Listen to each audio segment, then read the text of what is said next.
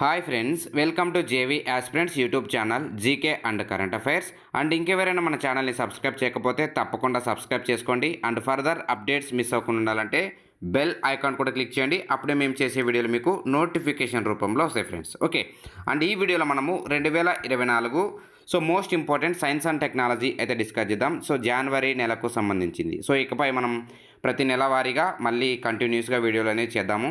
మనము చివరిసారిగా డిసెంబర్ నెల వరకు ఈ యొక్క వీడియోలు అనేది చేయడం జరిగింది. జనవరి నుండి ఈ యొక్క వీడియోస్ అనేవి అప్డేట్ చేయడం లేదు. ఇక్కడ నుంచి మనం డైలీగా ఈ యొక్క అప్డేటెడ్ వీడియోస్ అనేది చేద్దాం. మొదటగా most important science and technology January నెలకు సంబంధించి 2024కు సంబంధించి మాత్రమే డిస్కస్ చేద్దాం.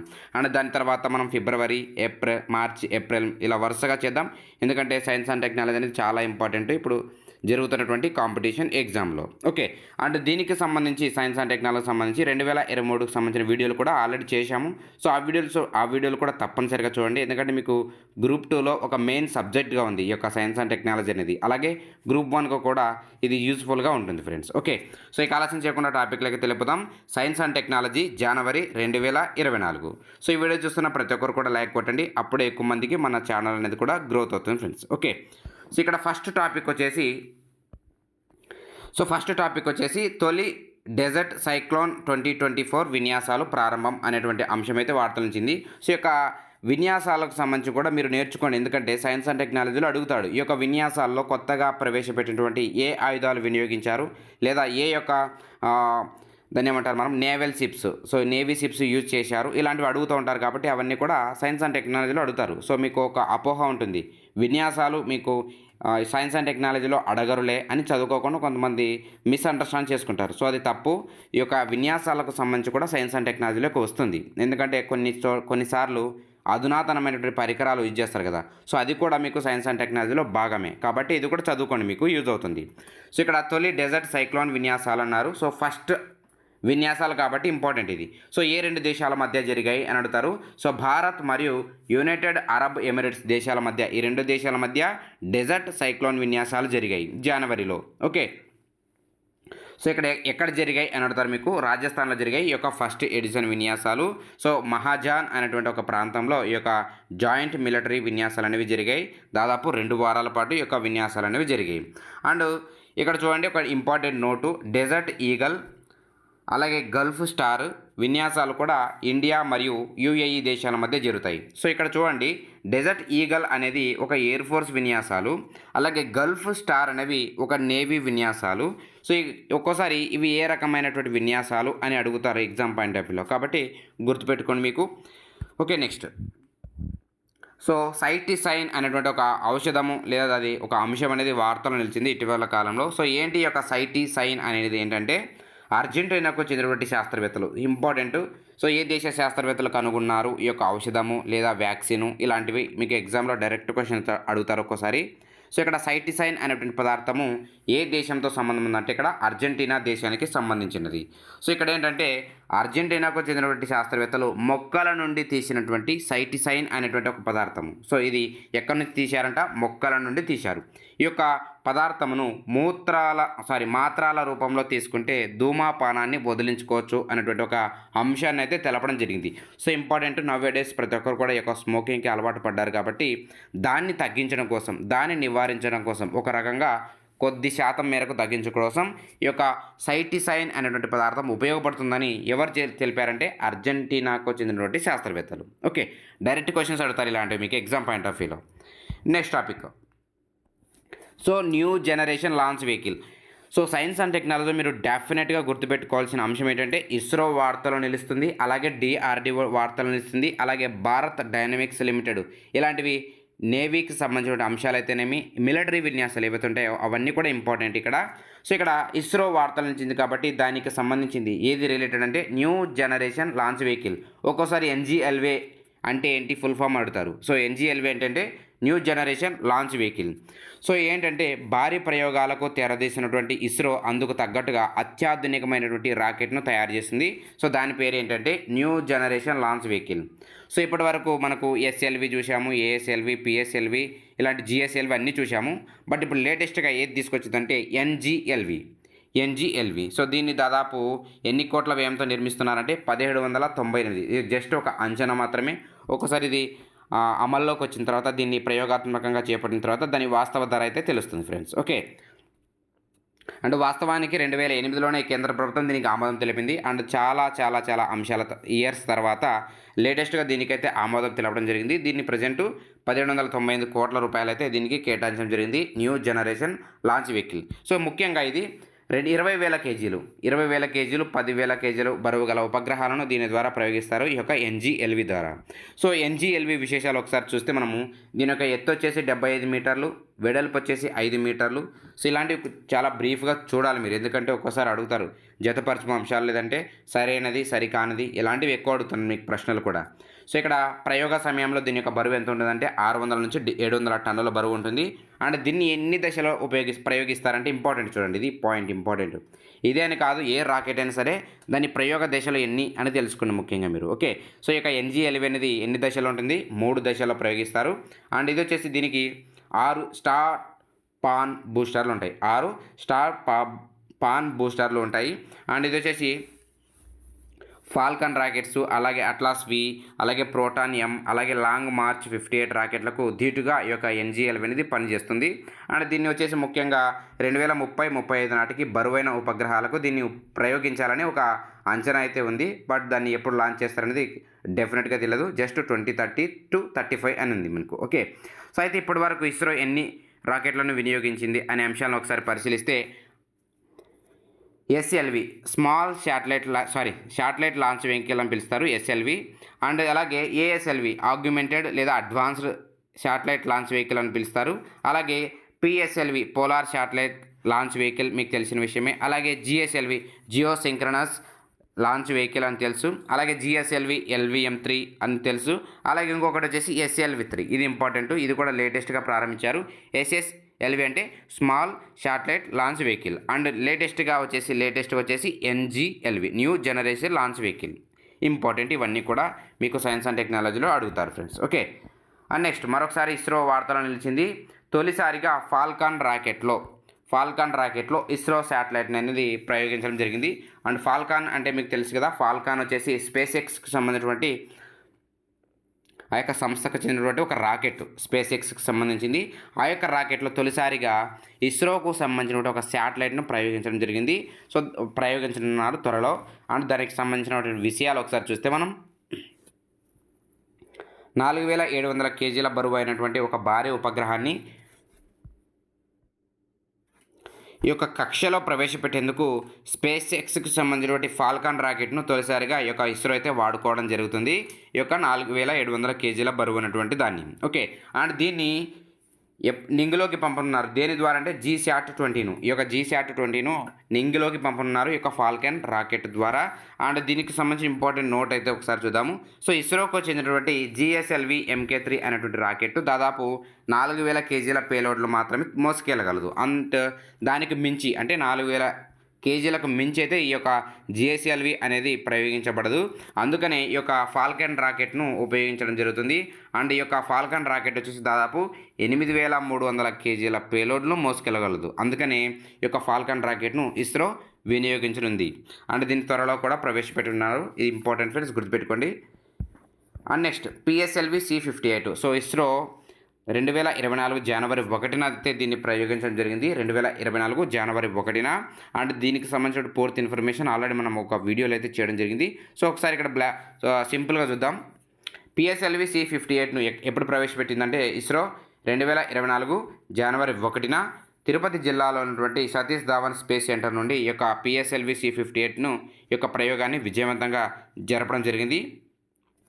అండ్ ముఖ్యంగా ఈ యొక్క రాకెట్ దేనికోసం ఉద్దేశించబడిందంటే కృష్ణ బిలాల పరిశోధనకు. దీన్ని మనం బ్లాక్ హోల్స్ రీసెర్చ్ అని పిలుస్తారు. అలాగే దాంతోపాటు ఎక్స్పోశాట్, ఇంపార్టెంట్ ఫ్రెండ్స్, ఎక్స్పోశాట్ అనేది దేనికి సంబంధించిందంటే ఈ యొక్క PSLV C-58. ఓకే. అండ్ అలాగే ఇంపార్టెంట్, ఇది రీసెంట్గా ఒక ఎగ్జామ్లో అడిగారు, నాకు తెలిసి ఇది గ్రూప్ 2కి అడిగారు అనుకుంటా. రీసెంట్గా మన APPSC గ్రూప్ 2లో ఈ యొక్క VSAT అనేటువంటి ఉపగ్రహాన్ని గురించి కూడా అడిగారు. సో దీనికి సంబంధించిన ఇన్ఫర్మేషన్ కూడా ఆల్రెడీ మనం ఇచ్చాము, దాన్ని కూడా చూడండి ఒకసారి. మీకు ఆల్రెడీ నోట్స్ కూడా ఉంది కదా మీకు దీనికి సంబంధించి, అక్కడ మీకు క్లారిటీగా అలాగే సపరేట్ వీడియోలు కూడా డిస్కస్ చేసాం. అండ్ ఇక్కడ డిస్కస్ చేయకపోవడానికి కారణం ఏంటంటే ఇది చాలా లెంతీగా అవుతుంది వీడియో, సో కాబట్టి అక్కడ చూసుకోగలరు. ఒకసారి ఈ యొక్క ఫుల్ ఫామ్ చూద్దాము. ఎక్స్పో శాట్ ఏంటంటే X ray polarimeter satellite, X ray polarimeter satellite. And రీసెంట్గా అడిగినటువంటి క్వశ్చన్ ఏంటంటే వి షాట్కి సంబంధించి అడిగారు, వి షాట్. ఒకసారి మీరు అక్కడ రెక్టిఫై చేయండి. Okay, next. సో మొండి బ్యాక్టీరియా పని పట్టేటువంటి ఒక కొత్త రకం యాంటీబయోటిక్ని అయితే తీసుకురావడం జరిగింది. సో ఏంటంటే ప్రస్తుతం ఉన్నటువంటి మందులకు లొంగని ఒక కార్బాపెనమ్ అనేటువంటి ఒక రెసిస్టెంట్ ఆసినెటోబ్యాక్టర్ బామాని ఆ యొక్క మొండి బ్యాక్టీరియాపై సమర్థంగా పనిచేసేటువంటి ఒక కొత్త రకం యాంటీబయోటిక్ను పరిశోధకులు అభివృద్ధి చేశారు. సో ఈ యొక్క యాంటీబయోటిక్ పేరు ఏంటంటే జోసురాబాల్పిన్. మీకు ఎగ్జాంపుల్ అడుగుతారు, జోసురాబాల్పిన్ అనేది ఇటీవల వార్తలు నిలిచింది, అయితే అది ఏంటి అని అడుగుతారు. అదొక బ్యాక్టీరియానా, అదొక వైరస్నా, లేకపోతే అదొక ఔషధమా, లేదంటే అదొక గ్రహమా అని అడుగుతారు. సో వచ్చేసి జోసురాబాల్పిన్ వచ్చేసి ఏంటంటే ఒక మెడిసిన్, ఔషధం. ఓకే, అండ్ లేటెస్ట్గా దీనికి సంబంధించింది ఈ యొక్క క్రాబ్ అనేది గ్రామ్ నెగిటివ్ బ్యాక్టీరియాలో ఉన్నటువంటి ఒక జాతి. అండ్ ఈ యొక్క సూక్ష్మజీవి వెలుపల పొరల్లో లైపో పాలీసాచురైడ్, ఎల్పిఎస్ అని పిలుస్తారు దాన్ని, అందులో ఉంటుంది ఈ యొక్క. అలాగే దీనికి సంబంధించి ఎలుకలపై రీసెంట్గా ప్రయోగాలు కూడా చేయడం జరిగింది. అండ్ దీన్ని మీకు ఎగ్జామ్లో ఏ విధంగా అడుగుతారంటే జోసురాబాల్పిన్ అనేటువంటి ఒక ఔషధాన్ని ఎవరు అభివృద్ధి చేశారు అని అంటారు మీకు ఎగ్జామ్లో. సో ఎవరంటే స్విట్జర్లాండ్లో ఉన్నటువంటి రోష్ ఫార్మా, అలాగే అమెరికాలో ఉన్నటువంటి హార్వర్డ్ యూనివర్సిటీ శాస్త్రవేత్తలు ఈ యొక్క ఔషధాన్ని అభివృద్ధి చేశారు. ఇంపార్టెంట్, గుర్తుపెట్టుకోండి.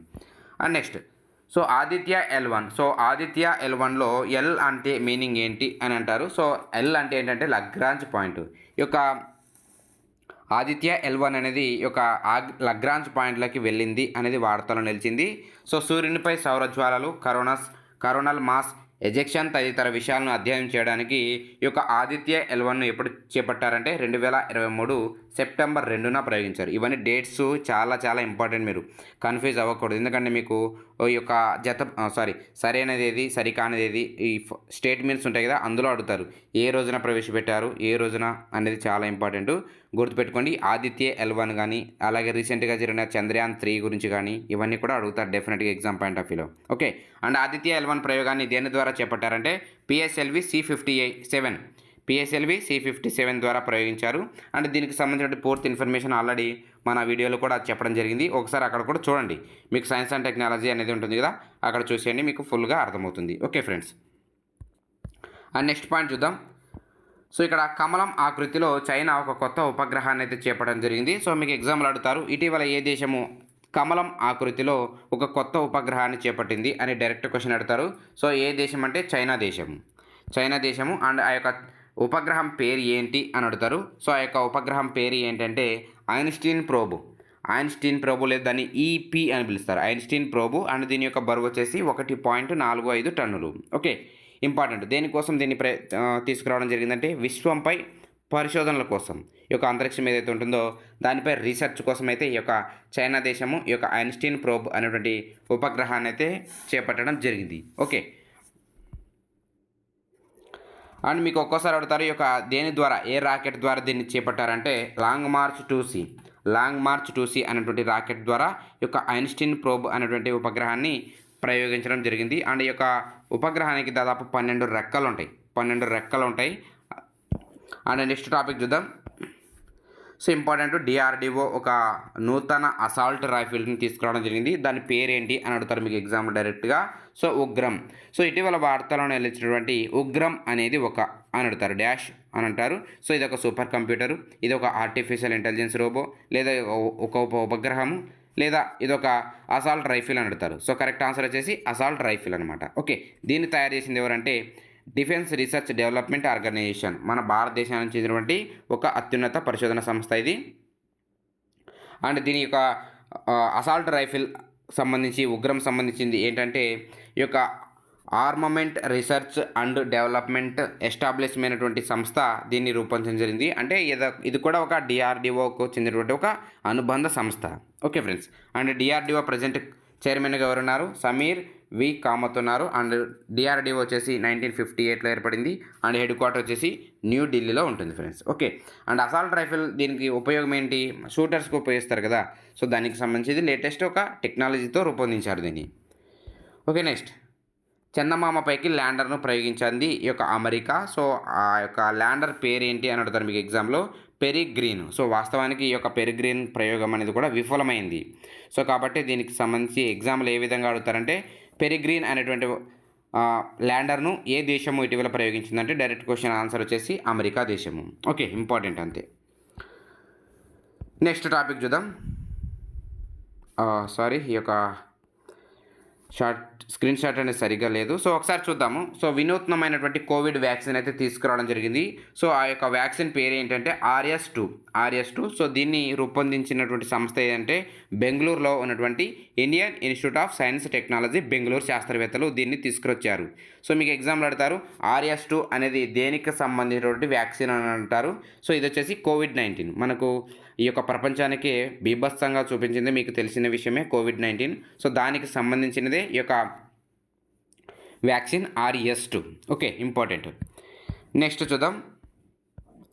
సో మొరిగే జింక. సో ఇది ఎన్విరాన్మెంటల్ అనేటువంటి అంశంలో ఇది అడిగే అవకాశం ఉంది. మొరిగే జింకను ఇటీవలే ఎక్కడ గుర్తించారు అని.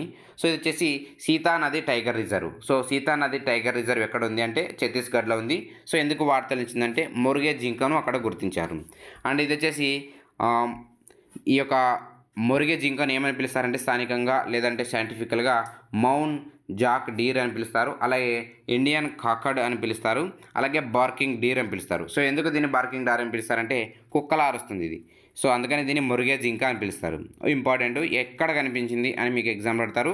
సీతా నది tiger reserve. Okay friends. And next చూద్దాం. సో ఆకాష్ NG క్షిపణి ప్రయోగము. సో ఇంపార్టెంట్, ఇది చాలా ఇంపార్టెంట్.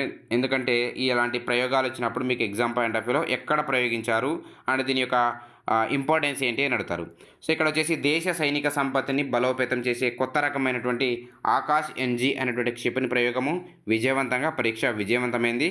అండ్ ఎక్కడ నుంచి ప్రయోగించారంటే ఒడిశాలో ఉన్నటువంటి చాందీపూర్. సో ఒక్కోసారి మీకు అడుగుతారు ఏంటంటే చాందీపూర్ ఇంటిగ్రేటెడ్ టెస్ట్ రేంజ్ ఎక్కడ ఉంది అని అడుగుతారు. సో ఒడిశాలో ఉంటుంది. అలాగే అబ్దుల్ కలాం దీవి కూడా ఒడిశాలోనే ఉంటుంది. సో ఇంపార్టెంట్, గుర్తుపెట్టుకోండి. అండ్ దీన్ని వచ్చేసి 80 కిలోమీటర్ల రేంజ్ కలిగినటువంటి ఈ క్షిపణి తక్కువ ఎత్తులో హై స్పీడ్తో వెళ్ళేటువంటి మానవ రహిత లక్ష్యాన్ని విజయవంతంగా చేపట్టడం జరిగింది ఈ యొక్క ఆకాష్ NG. ఓకే. అండ్ ఇందులో దేశీయంగా రూపొందినటువంటి రేడియో ఫ్రీక్వెన్సీ సీకరు, అలాగే లాంచరు, మల్టీ ఫంక్షన్ రాడారు, అలాగే కమాండ్ కంట్రోల్ ఇవన్నీ కూడా ఈ యొక్క ఇంటిగ్రేటెడ్ టెస్ట్ ఉన్నటువంటి ఆకాష్ NG క్షిపణిలో ఉంటాయి. ఇంపార్టెంట్. ఎక్కడి నుంచి ప్రయోగించారనేది ఇంపార్టెంట్. ఒడిశాలో. ఓకే. అండ్ నెక్స్ట్ చూద్దాం. సో ఇంపార్టెంట్, చాలా ఇంపార్టెంట్. IIT గౌహటి. సో మీకు ఎగ్జామ్ పాయింట్ ఆఫ్ వ్యూలో డెఫినెట్గా గుర్తుపెట్టుకోండి. IITల గురించి, ఇస్రో గురించి, DRDO గురించి, అలాగే స్పేస్ ఎక్స్కి సంబంధించి, అలాగే నాసాకు సంబంధించి, అలాగే యూరోపియన్ స్పేస్ టెక్నాలజీ సంబంధించి ఇవి వార్తలు వస్తే మాత్రం డెఫినెట్గా నేర్చుకున్న తర్వాతే వేరే టాపిక్ చదువుకోండి. ఎందుకంటే IITల గురించి ఈ మధ్యకాలంలో ఎక్కువగా క్వశ్చన్స్ అడుగుతున్నారు. ఓకే. సో ఇక్కడ ఏంటంటే సేంద్రియ వ్యర్థాల నిర్వహణకు సరికొత్త పరిజ్ఞానాన్ని ఇటీవలే IIT రూపొందించింది అని మీకు డైరెక్ట్ క్వశ్చన్ అడుగుతారు. సో ఆన్సర్ ఏంటంటే IIT గౌహటి. IIT గౌహటి ఎక్కడ ఉంటుంది? అస్సాంలో ఉంటుంది. ఓకే. అండ్ ఇక్కడ పాయింట్స్ చూద్దాం ఒకసారి. సేంద్రియ వ్యర్థాల నిర్వహణలో పురపాలక సంస్థలకు తోడ్పడే ఒక వినూత్న విధానాన్ని IIT గౌహటి పరిశోధకులకైతే అభివృద్ధి చేయడం జరిగింది. సో ఇందులో రోటరీ డ్రమ్ కంపోస్టింగ్, సో ఇక RDC రోటరీ డ్రమ్ కంపోస్టింగ్ని వర్మీ కంపోస్టింగ్తో మిశ్రమం చేయడం జరిగింది ఈ యొక్క వ్యర్థాల నిర్వహణకు సంబంధించి. అండ్ ఈ యొక్క సమర్థ పర్యావరణ అనుకూల ప్రక్రియ ద్వారా ఈ యొక్క పురపాలక సంస్థలు సేంద్రియ వ్యర్థాల నుండి ప్రయోజనకర ఉత్పత్తులను పొందడానికి వీలవుతుంది. సో ఇంపార్టెంట్, మీకు ఎగ్జామ్లో అడుగుతారు, గుర్తుపెట్టుకోండి. అండ్ ఇక్కడ ఎన్విరాన్మెంటల్ ఇష్యూలో మరొక అంశం వచ్చింది ఏంటంటే మిజోరాంలో కొత్త రకం పాము జాతిని గుర్తించారు. సో ఆ యొక్క పాము జాతి పేరేంటి అనేది చూద్దాం ఒకసారి. సో అంశాలు చూస్తే మిజోరాం యూనివర్సిటీలోని జంతుశాస్త్ర విభాగం పరిశోధకులు ఒక రాష్ట్రంలో కొత్త పాము జాతి సో కోరల్ స్నేక్ను గుర్తించడం జరిగింది. అండ్ ఇది వచ్చేసి బ్రిటిష్ ఇండియా వైద్యుడు గోరే పేరు మీదుగా ఈ యొక్క పాముకు ఏమని పేరు పెట్టారంటే సినోమైక్రరస్ గోరి. మీకు ఎగ్జామ్లో అడుగుతారు ఏంటంటే సినోమైక్రరస్ గోరి అనేది ఇటీవల వార్తల్లో నిలిచింది. అయితే అది ఏంటి అని అడుగుతారు. అదొక పాము, అదొక జింక, అదొక జంతువు, ఇలా ఏదో రకరకాలు అడుగుతారు. సో అది వచ్చేసి ఏంటంటే అదొక రకమైనటువంటి స్నేక్ పాము. ఓకే. అండ్ స్థానికంగా ఈ యొక్క పేరుని ఏమని పిలుస్తారంటే రుల్ హిహ్నా, రుల్ హిహ్నా అని పిలుస్తారు. ఓకే. అండ్ ఈ యొక్క పాము దాదాపు 3 గుడ్ల వరకు పెడుతుంది. 3 గుడ్లు పెడుతుందంటే ఈ యొక్క పాము. అండ్ ఇది వచ్చేసి ఎక్కడ నివసిస్తుందంటే కొండ మరియు దిగువ ప్రాంతాల్లో నివసిస్తుంది. అండ్ ఈ యొక్క పరిశోధనకు నేతృత్వం వహించినటువంటి ప్రొఫెసర్ పేరు ఏంటంటే Lalremsanga, Lalremsanga. Okay, important. Next, covid variant ఉధృతిని అంచనా వేసే artificial intelligence. So important friends, గుర్తుపెట్టుకోండి. ఈ యొక్క కోవిడ్కి సంబంధించి వ్యాక్సిన్లు అయితేనేమి, అలాగే కొన్ని రకాల టీకాల వార్తలు నిలుస్తాయి కదా, సో అవన్నీ కూడా ఇంపార్టెంట్. ఇక్కడ కోవిడ్ వేరియంట్ని ఉధృతం చేసేటువంటి అంచనా, సో ఆ యొక్క మనకు కోవిడ్ వ్యాప్తి ఎంత ఉంది దాన్ని అంచనా చేయడానికి ఈ యొక్క ఆర్టిఫిషియల్ ఇంటెలిజెన్స్ను తీసుకురావడం జరిగింది. సో మీకు ఎగ్జామ్లో అడుగుతారు, ఎవరు దీన్ని తీసుకొచ్చారంటే అమెరికా మరియు ఇజ్రాయెల్ శాస్త్రవేత్తలు సంయుక్తంగా ఈ యొక్క కోవిడ్-19 కారక ఏదైతే ఉంటుందో దాన్ని ఉధృతిని అంచనా వేసే ఆర్టిఫిషియల్ ఇంటెలిజెన్స్ని తీసుకురావడం జరిగింది అమెరికా మరియు ఇజ్రాయెల్ శాస్త్రవేత్తలు. ఓకే. అండ్ నెక్స్ట్ చూద్దాం. సో మరొకటి ఆర్టిఫిషియల్ ఇంటెలిజెన్స్. సో ఈ యొక్క ఆర్టిఫిషియల్ ఇంటెలిజెన్స్పై కంపల్సరీగా మీరు ఫోకస్ చేయండి, ఎందుకంటే ఎగ్జామ్ పాయింట్ ఆఫ్ వ్యూ అడుగుతారు. Apsora artificial intelligence. So Apsora artificial intelligence అనేది ఏంటంటే పశ్చిమాసియాలో హమాస్పై, సో ప్రజెంట్ మనకు ఇక్కడ హమాస్ మరియు ఇజ్రాయెల్ మధ్య తీవ్రమైనటువంటి యుద్ధం జరుగుతోంది కదా, సో ఆ యొక్క యుద్ధంలో పోరాటం చేస్తున్నటువంటి ఇజ్రాయెల్ సైన్యము ఏం చేసిందంటే ఈ యొక్క అప్సోరా అనేటువంటి ఆర్టిఫిషియల్ ఇంటెలిజెన్స్ సాధనాన్ని ఉపయోగించిందనమాట. అందుకని వార్తలో నిలిచింది. సో మీకు ఎగ్జామ్లో అడుగుతారు, ఈ యొక్క అప్సోరా అనేటువంటి ఆర్టిఫిషియల్ ఇంటెలిజెన్స్ ఏ దేశానికి సంబంధించింది అనేది. సో ఇజ్రాయెల్ సైన్యం ఎందుకు వాడిందంటే హమాస్పై యుద్ధం జరుగుతుంది కదా, అక్కడ ఈ యొక్క ఆర్టిఫిషియల్ ఇంటెలిజెన్స్ని అయితే ఉపయోగించడం జరిగింది. Okay, important. నెక్స్ట్, ఊరూరకు వాతావరణ సమాచారం అందించడం కోసము ఈ యొక్క ఇండియన్ మెటరాలజికల్ డిపార్ట్మెంటు ఈ యొక్క కార్యక్రమాన్ని చేపట్టడం జరిగింది. ఏంటంటే పంచాయతీ వాతావరణ సేవ. సో ఏంటంటే ప్రతి పంచాయతీకి కూడా వాతావరణ అంశాన్ని లేదా సమాచారాన్ని అందించడానికి ఈ యొక్క వినూత్నమైనటువంటి ఒక కార్యక్రమాన్ని చేపట్టడం జరిగింది. ఓకే. సో ఐఎండి మనకు ఇండియా మెటరాలజికల్ డిపార్ట్మెంటు 1875లో ఏర్పడింది. హెడ్ క్వార్టర్ వచ్చేసి న్యూఢిల్లీలో ఉంటుంది ఫ్రెండ్స్. ఓకే. నెక్స్ట్, ప్రపంచంలోనే అతిపెద్ద సౌర బ్యాటరీ. సో అతిపెద్ద సౌర బ్యాటరీని ఎక్కడ ప్రారంభించారంటే దక్షిణాఫ్రికాలో ఇటీవలే పనిచేయడం ప్రారంభమైంది. ఎక్కడ అంటే ఎగ్జాక్ట్గా ఉత్తర కేప్ ప్రావిన్స్లో. అండ్ దీన్ని ఏర్పాటు చేసినటువంటి సంస్థ పేరు ఏంటంటే స్టేటెక్. సో మీకు ఎగ్జామ్లో డైరెక్ట్ అడుగుతారు, ప్రపంచంలోనే అతిపెద్ద సౌర బ్యాటరీ ఏ సంస్థ అంటే స్టేటెక్. అండ్ ఇది వచ్చేసి 879 హెక్టార్లలో 10 కిలోమీటర్ల పొడవున ఈ యొక్క 3 ప్లాంట్లను స్టేటెక్ నిర్మించింది ఈ యొక్క సంస్థ అనమాట. గుర్తుపెట్టుకోండి ఫ్రెండ్స్. ఓకే. నెక్స్ట్ టాపిక్ చూద్దాం. సో మరొకసారి వార్తలో నిలిచింది ఐఐటి ఖరగ్పూర్. సో D2M టెక్నాలజీని ఇటీవలే ఏ ఐఐటి రూపొందించింది అని మీకు ఎగ్జామ్లో డైరెక్ట్ క్వశ్చన్ అడతారు. సో ఐఐటి ఖరగ్పూర్ అనమాట. సో ఈ యొక్క టెక్నాలజీ దాదాపు FM రేడియో అలాగే DTH తరహాలో పనిచేస్తుంది. సో D2H అని మేము అప్పుడప్పుడు వింటుంటాం కదా, సో దానికి సంబంధించిన అనమాట ఈ యొక్క టెక్నాలజీ అనేది. సో డైరెక్ట్ క్వశ్చన్ అడుగుతారు మీకు ఒకటి. ఓకే. అండ్ ఈ యొక్క D2Mను మనము డైరెక్ట్ టు మొబైల్ అని పిలుస్తారు. D2M యొక్క అబ్రివేషన్ అనేది కూడా ఇంపార్టెంట్. డైరెక్ట్ టు మొబైల్ అనమాట. ఐఐటి ఖరగ్పూర్ అలాగే శాంఖ్య ల్యాబ్స్ అనేవి సంయుక్తంగా అభివృద్ధి చేశారు. సో దేనికి సంబంధించింది ఇది? ఫ్రీక్వెన్సీ మోడల్, రేడియో, DTH దానికి సంబంధించి అనమాట. ఓకే. అండ్ నెక్స్ట్, సో ప్రపంచ ఆరోగ్య సంస్థ కార్బేవ్యాక్స్ టీకాకు ఆమోదం తెలపడం జరిగింది.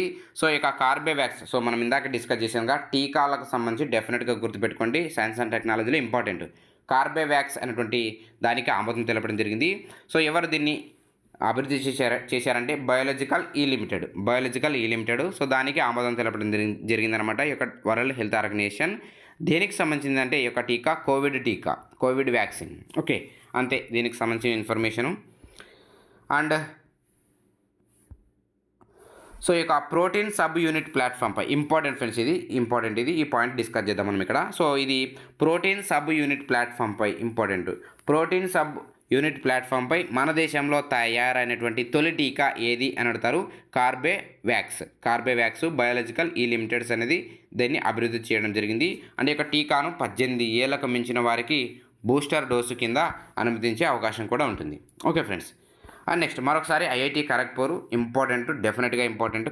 ఐఐటీలకు సంబంధించి వాద్నగర్లో క్రీస్తుపూర్వం 800 సంవత్సరం ఏళ్ల నాటి మానవ ఆవాస ఆనవాలు గుర్తించారు. సో మీకు ఎగ్జామ్లో అడుగుతారు. ఈ యొక్క గుజరాత్లో ఉన్నటువంటి వాద్నగర్లో క్రీస్తుపూర్వం 800 ఏళ్ల నాటి ఆనవాలు బయటపడ్డాయి. అయితే ఇందులో ఈ యొక్క పరిశోధనలో పాలు పంచుకున్నటువంటి ఐఐటి ఏది అని అడుగుతారు. So IIT Kharagpur important friends. Okay, అంతే మీకు దానికి సంబంధించినటువంటి అంశాలు ఇవ్వడగరు. సో ఈ యొక్క తవ్వకాలు చేపట్టారు ఈ యొక్క వాద్నగర్ అనేటువంటి ప్రాంతంలో. అక్కడ ఈ యొక్క ఆనవాలు అనేవి బయటపడడం జరిగింది. అండ్ వాద్నగర్ అనేది దేనికి ఫేమస్ చెప్పండి? ప్రధాని నరేంద్ర మోడీ ఎక్కడ జన్మించారు. ఓకే, ఇక్కడ ఈ యొక్క తవ్వకాలు చేపట్టింది ఒకసారి చూస్తే IIT Kharagpur, archaeology survey of India, భౌతిక శాస్త్ర ప్రయోగశాల, అలాగే జేఎన్యు, అలాగే డక్కన్ కాలేజీకి చెందినటువంటి ఒక పరిశోధన సంస్థలు. అంటే యొక్క తవ్వకాల్లో 7 సాంస్కృతిక దశలు అనేవి బయటపడడం జరిగింది. అవి వచ్చేసి ఏంటంటే ప్రాచీన బౌద్ధ, మౌర్య, ఇండో గ్రీకు, శక క్షాతప్ర, అలాగే హిందూ సోలంకి, ఢిల్లీ సుల్తాన్ మొఘల్, అలాగే Gaekwad British. So important. And next చూద్దాం. సో దేశంలో తొలి డార్క్ స్కై పార్కు ఎక్కడ అందుబాటులోకి వచ్చిందంటే, దేశంలో తొలి డార్క్ స్కై పార్కును దాన్ని మనం కృత్రిమ కాంతి కాలుష్యాన్ని నియంత్రించే అడవి అని పిలుస్తారు. సో ఇది వచ్చేసి ఎక్కడ నిలిచిందంటే పెంచ్ టైగర్ రిజర్వ్ మహారాష్ట్రలో ఉంటుంది. వాస్తవానికి ఈ యొక్క పెంచ్ టైగర్ రిజర్వ్ ఎక్కడ ఉంటుందంటే మహారాష్ట్ర మరియు మధ్యప్రదేశ్ మధ్య సరిహద్దులో ఉంటుంది. అయితే ఈ యొక్క పెంచ్ టైగర్ రిజర్వ్ ఈ యొక్క మహారాష్ట్రలో దీన్ని ఏర్పాటు చేశారు. Okay friends, important. అండ్ ఇది వచ్చేసి ఆసియాలో 5వ డార్క్ స్కై పార్క్ అనమాట. అండ్ దేశంలో వచ్చేసి first dark sky park. Okay friends, important. And next జాబిల్లి ఉపరితలంపై జపాన్ ల్యాండర్ అనేది వార్తలో నిలిచింది. సో మీకు ఎగ్జామ్లో అడుగుతారు స్లిమ్ అనేది ఏంటి అని అడుగుతారు. స్లిమ్ అంటే ఏంటంటే smart lander for investigation moon. So ఏ దేశానికి సంబంధించిందంటే జపాన్కి సంబంధించింది. సో చందమామపై ప్రయోగించడానికి ఈ యొక్క వ్యోమనౌక అనమాట, స్లిమ్ అనేటువంటి వ్యోమనౌకను ప్రయోగించడం జరిగింది. అండ్ తద్వారా జాబిల్లిపై అంటే చంద్రునిపై వ్యోమనౌకను సాఫీగా దించినటువంటి 5వ దేశంగా జపాన్ గుర్తింపు పొందింది. And after America, Russia, China, India తర్వాత 5వ దేశంగా నిలిచింది friends. Important. Okay.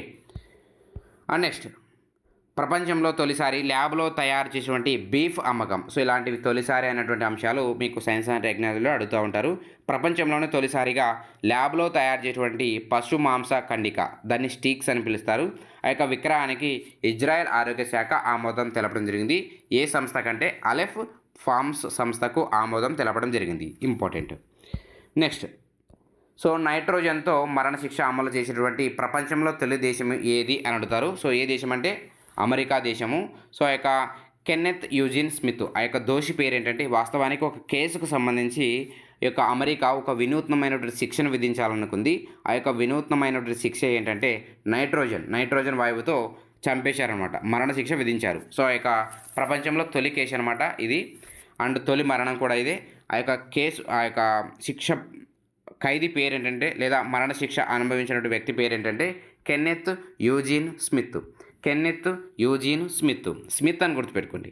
Smith, nitrogen, America, మరణశిక్ష అని ఇలా కోడింగ్ రూపంలో గుర్తుపెట్టుకుంటే ఈజీగా గుర్తుంటుంది. ఓకే, ఒకవేళ డేట్ అడిగితే మాత్రం జనవరి 25 అని గుర్తుపెట్టుకోండి.